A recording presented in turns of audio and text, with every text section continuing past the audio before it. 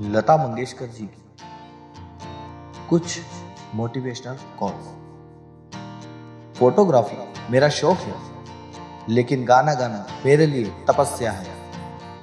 एक इंसान के अंदर की भावनाएं उसके संगीत में गहरा प्रभाव डालती है।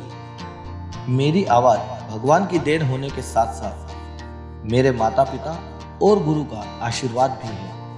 हमें अपने जीवन में कभी भी हार नहीं माननी चाहिए, लगातार कर्म करते रहना चाहिए। एक ना एक दिन हमें सफलता जरूर मिलेगी। मैं एक शक्ति में विश्वास करती हूँ और वह शक्ति भगवान का हाथ है। मैं सभी धर्मों का सम्मान करती हूँ। एक गायक के रूप में आपको अपनी अंतरात्मा को संगीत में लाना होगा।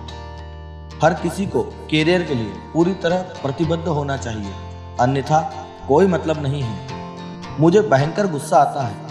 मैंने कई वर्षों इस पर कंट्रोल करना सीखा है, लेकिन जब मैं गुस्से में होती हूँ तो कोई भी मुझे कुछ भी करने के लिए मजबूर नहीं कर सकता जो मैं नहीं चाहता। मैंने हमेशा जीवन से प्यार किया है, चाहे मेरी यात्रा कितने भी उतार चढ़ाव भरी क्यों ना हो।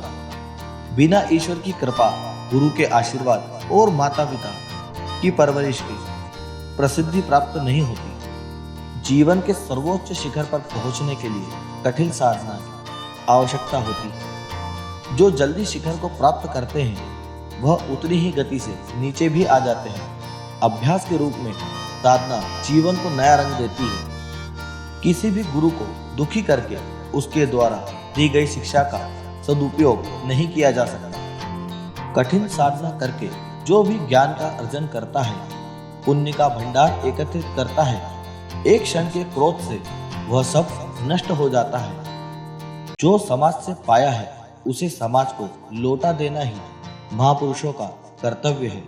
एक शिक्षक अपनी शिक्षा को जिस प्रकार समाज में बांट देता है, उसी प्रकार प्रत्येक मनुष्य का कर्तव्य होना चाहिए समाज के हितों में अपना योगदान सुनिश्चित करें। संगीत आत्मा की आवाज है। गायक केवल शब्दों को बोलता है, भावनाएं अंतर आत्मा की आवाज बनाती है। एक गायक की भावनाएं ही उसके संगीत का मूल आधार बनती है। संगीत के क्षेत्र में जिस दिन अहंकार मन में आ गया, उस दिन संगीत ज्ञान आपका बस समझो शून्य हो गया। मेरा जो संगीत ज्ञान है वह मैं अपने देश को सौंप कर जाऊंगी। संगीत एक साधना है, एक पूजा है। इसका व्यवसाय करना उचित नहीं रहेगा। व्यक्ति जितना सच्चा होता है उतना ही वह महान होता है। व्यक्ति के भीतर छुपी भावनाएं उसके स्वर तंत्रिकाओं को प्रभावित करती है। संगीत एक ईश्वर है। साधक पुजारी ईश्वर को मनाने के लिए साधक प्रत्येक दिन अभ्यास रूपी पूजा को करता है। सफल साधना बिना गुरु के संभव नहीं है। गुरु भी बिना साधना के सफल नहीं होते। एक गायक के रूप में आपको आत्मा को अपने गीत में लाना होगा। मुझे लगता है कि आज जिस तरह का संगीत बन रहा है उसके लिए मैं थोड़ा अनफिट हूँ। पहले जो भी मैंने गाया है और जो अब तक बनाया जा रहा है उसमें बहुत अंतर है। मैं यह नहीं कह रही हूँ कि यह संगीत बुरा है, लेकिन बहुत सारे धड़कन है। मुझे लगता है कि भगवान ने मुझे गाने के लिए पृथ्वी पर भेजा है। जब मैं 5 साल की उम्र में गाना शुरू किया तो मुझे नहीं लगता था मैं अन्य लोगों की तरह मेहनत की है।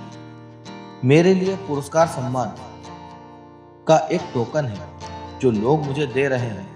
इसलिए मुझे चाहे कितने भी पुरस्कार मिले, मैं हमेशा भावुक रहती हूँ। काश मैंने शास्त्रीय गायन सीखने के लिए और समय दिया होता। मुझे अपने बचपन की याद आ गई। मुझे कड़ी मेहनत करनी थी, लेकिन मुझे तुरंत प्लेबैक में जगह दे दी गई। जिन लोगों ने मुझ पर एकाधिकार कायम करने का आरोप लगाया वे गलत थे। मीडिया ने भी एकाधिकार के बारे में अफवाहों को हवा दी। इंटरव्यू के दौरान मुझसे जो पहला सवाल पूछा गया था वह मेरा माना हुआ एकाधिकार था। बहुत सारे गाने थे जो मैं उस तरह से नहीं गा सकती थी जैसा मैं चाहती थी।